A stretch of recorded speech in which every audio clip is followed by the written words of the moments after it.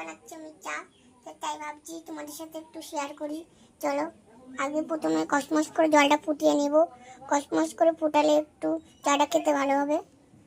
চলো, আর 5 মিনিট সময় লাগবে জল ফুটাতে, ততক্ষণে তোমরা দেখতে থাকো।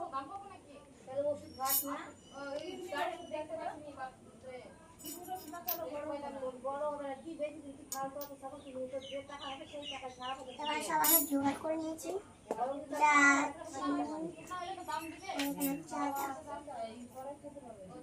আদাটা দেখে নাও,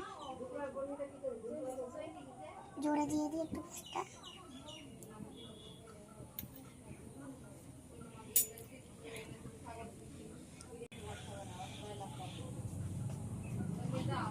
চায়ের জলটা এখন ফুটাচ্ছি,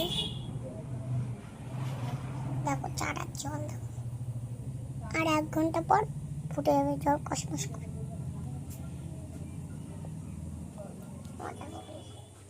জল ফুটে এসেছে, কসমস করে কিন্তু ফুটাবো জলটা।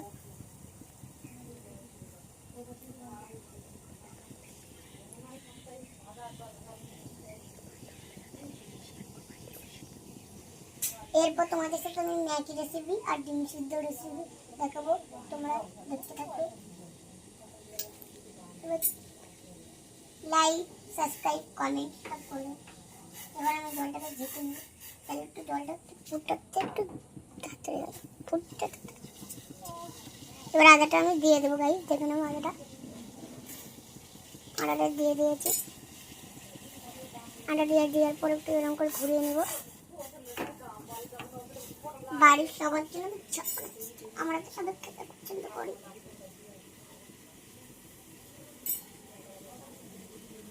এবার আমি পরিমাণের মতন চিনি দিয়ে দেবো। চলো, চিনিটা দিয়ে দিয়েছি গাইস।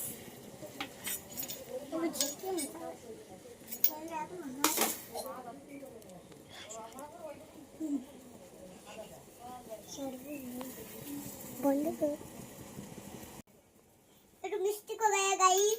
চিনি দিতে গিয়ে চিনির বদলে আমি চিনির কোটো দিয়ে দিয়েছি, কোটোর ঢাকনি। চলো, কথা বলতে বলতে আমার চিনিটা ফুটে এসেছে। এবার আমি চা দিয়ে দেবো গাইস।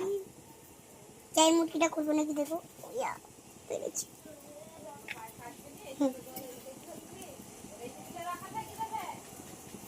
এবার দিয়ে দেবো চিনি। না, চা দিয়ে দিয়েছি গাইস। তোমরা কারা কারা চা খেতে ভালোবাসো কমেন্টে লিখতে প্লিজ।